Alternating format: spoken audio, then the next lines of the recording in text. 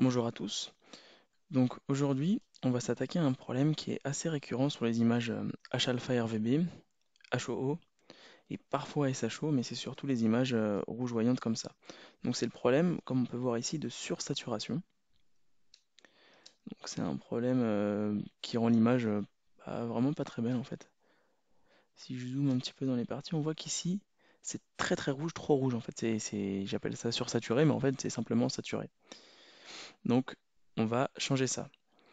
Donc ici, c'est évidemment très visible. J'ai forcé le trait pour vraiment montrer l'effet du process icône. Et donc on va voir ça tout de suite. Donc vous chargez une image couleur hein, généralement, parce que ce problème s'applique aux images couleurs surtout.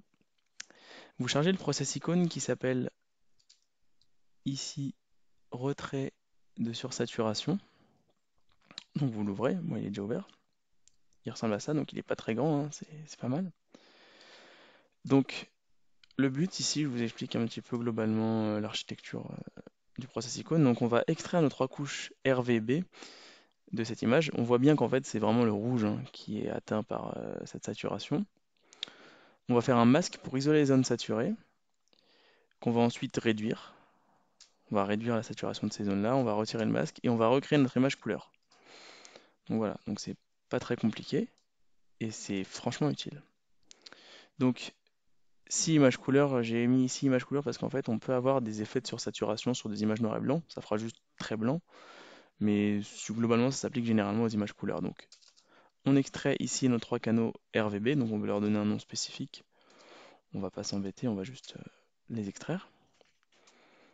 Donc on applique, on ferme. Donc là on voit notre canal bleu, vert, donc tout va bien, hein. Et notre canal rouge, on voit bien qu'il est très très blanc ici, très saturé. Donc c'est ça qui donne l'effet pas beau du tout. Donc nos images sont nommées le même nom qu'elles ont initialement, underscore R ici. Donc ensuite, isolation des parties saturées, en fait ça c'est l'outil Range Selection qui va permettre d'isoler ces zones blanches. Donc on fait le real-time preview. Donc ici j'ai mis un réglage par défaut. Moi je préfère tout remettre à zéro en cliquant ici sur Reset et sélectionner moi-même mes zones saturées. On est plus précis comme ça. Donc là ça se situe par là. Faut pas hésiter avec ici le petit bouton à faire des avant-après. Donc on voit qu'on est même un peu trop large. On va réduire encore. Ça me paraît pas mal. Peut-être encore un tout petit peu. Voilà. Et ensuite, surtout, on va flouter. Mais vraiment, le flou, faut pas hésiter à y aller. Comme ça, 80%, c'est pas mal. Donc là, on a vraiment isolé nos parties saturées qu'on va réduire ensuite. Donc on ferme le real-time preview. On applique à notre couche rouge. Donc là, il va nous extraire le masque. Voilà. On ferme la fonction. Donc ça, c'est notre masque, notre range mask. Donc appliquer le masque à l'image, à la couche saturée, pardon. Donc on prend ici l'onglet, on glisse, pas ici mais en dessous. Il y a le petit carré qui s'affiche à côté de la souris. On lâche. Donc voilà notre masque. Donc pour plus voir cet effet rouge, on fait clic droit sur l'image masque, show masque, ou alors CTRL K. Le masque est toujours actif ici. On est là. Donc on fait désaturation. Alors ça, c'est un process qui s'appelle Digital Development, ou DDP. Il était très utilisé à l'époque sur Iris, parce que moi j'ai commencé un peu à traiter avec Iris. Mais donc ils ont mis un peu la fonction dans PixInsight. C'est beaucoup moins utilisé, et à tort sans doute, parce que c'est une fonction qui est pas mal. Donc on fait le real-time preview. Et en fait, ici, les deux curseurs extrêmes sont bien réglés. Il y a juste celui-là qu'il faut régler. En fait, c'est vraiment, ça c'est avant. Et là, on a réduit au maximum. Donc là, en fait, le but, c'est de désaturer. Je dirais à peu près par là. Donc on voit bien qu'en fait, j'ai vraiment forcé le trait parce que c'est pas saturé ici, c'est carrément blanc. Enfin, c'est tellement saturé que c'est blanc ici. Il n'y a plus d'information, on a perdu de l'information. Donc c'est vraiment un problème. Quand c'est comme ça, généralement, en réalité, il faut reprendre le traitement. Mais on va voir que ça se rattrape quand même assez bien et le résultat final n'est pas si mal. Donc si on règle Curve Base Pedestal, cette valeur-là me paraît pas mal. Généralement, elle marche à peu près pour tout. Donc on voit bien l'avant-après, c'est quand même assez flagrant. Peut-être mettre un peu moins, je sais pas.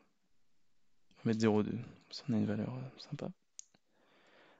Et surtout, on touche pas aux deux autres. Enfin, vous pouvez toucher pour voir ce que ça fait, hein, mais globalement, c'est mieux comme ça. Je vous montre juste. Voilà, on va vraiment pas faire ça. Donc on ferme le Real-Time Preview, ça nous plaît, et on applique à notre couche saturée, qui est la couche rouge. Donc c'est assez rapide dans ce process. On le ferme. Retirer le masque, donc on fait clic droit, masque, remove, qui veut dire retirer en anglais. Ouais, et on peut carrément fermer notre masque, parce qu'on n'en a plus besoin. Donc retirer le masque, c'est fait. Et après, on va recréer notre image couleur. Donc ici, c'est plus channel extraction, c'est channel combinaison. Donc on clique sur RGB ici, RGB. Et ici, il faut mettre le nom de notre image. Donc notre image rouge, elle s'appelle HOO_R. Elle est là. Notre couche verte, c'est ça. Donc par défaut, en fait, il a mis un nom générique qui s'est retrouvé tout seul. Donc j'ai même pas eu besoin de les rentrer. On fait le rond. Voilà, il nous a recréé notre image RGB. On peut fermer nos couches intermédiaires, hein, on n'a plus besoin. Donc voici donc notre image avant, notre image après. Donc on voit bien qu'on n'a plus du tout cet effet saturé qui fait pas pro du tout, je trouve d'ailleurs. Pour avoir le même zoom, on prend la fenêtre ici, on la glisse ici. On a le même zoom. Donc par contre, ce qu'on peut un peu reprocher à cette technique, c'est que comme on baisse un canal rouge, on perd un peu de couleur aussi.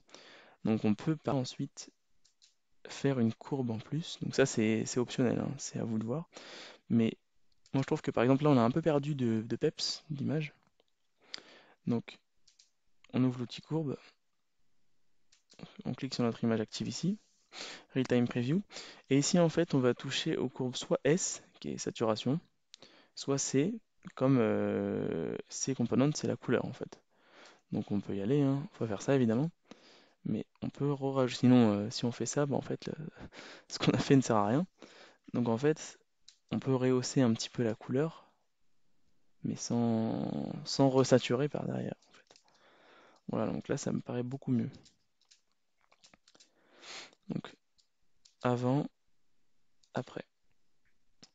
Donc ce que je trouve bien en plus avec cette technique, c'est qu'elle enlève l'aspect un peu saumon des images. On retrouve vraiment du vrai rouge qui est assez rouge rosé, qui est assez agréable à l'œil. Donc après, c'est comme vous aimez, hein. Si vous aimez beaucoup de saturation, on peut mettre comme ça. Je suis plus mesuré, en plus ça dépend aussi des écrans, la calibration d'écran, etc. Mais globalement, moi, je laisserai comme ça. Avant, après, c'est pas mal. On ferme et on applique à notre image. Donc ici, il l'a pas renommé comme on veut, mais on peut l'appeler image désaturée ou comme vous voulez. Donc voilà, la différence entre nos deux images. Donc je trouve que c'est vraiment un outil qui est à première vue pas très compliqué, hein. Il utilise 4-5 fonctions et qui, le résultat est quand même beaucoup mieux, je trouve. Voilà. Donc j'espère que cette petite vidéo vous aura plu. Je tenais aussi à vous dire que j'ai eu pas mal de messages sur YouTube concernant les process icônes qui sont plus disponibles et tout. Donc ça va revenir assez vite là en fait. Je vais mettre dans la description de la vidéo un lien vers un drive. Donc dessus il y a tous mes process icônes que je mettrai à jour régulièrement. La plupart des scripts existants sous PixInsight que j'ai trouvé sur internet, donc il y en a 30 je crois, donc ça fait des bons scripts pas mal. Plus le process StarNet++, ceux qu'ils ne trouvent pas sur internet, donc pour version Windows.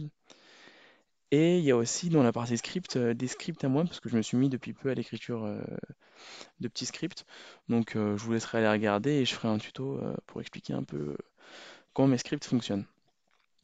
Voilà, donc j'espère que cette vidéo vous aura plu. Et je voulais aussi signaler que donc j'ai fait un post sur notre page Facebook, et pas sur Instagram mais que sur Facebook, où maintenant en fait je propose des cours en ligne, donc par correspondance. Mais si vous avez besoin qu'on passe 1, 2, 3 heures ensemble au téléphone, on partage votre écran et moi je peux interagir avec vous. On fait ça. Donc si pour me contacter, vous pouvez faire ça sur YouTube, sur Instagram, Slogteamastro, ou sur Facebook, Slogteamastro, ou sur Astrobin ou la plateforme que vous voulez. Voilà. Donc je vous dis à bientôt.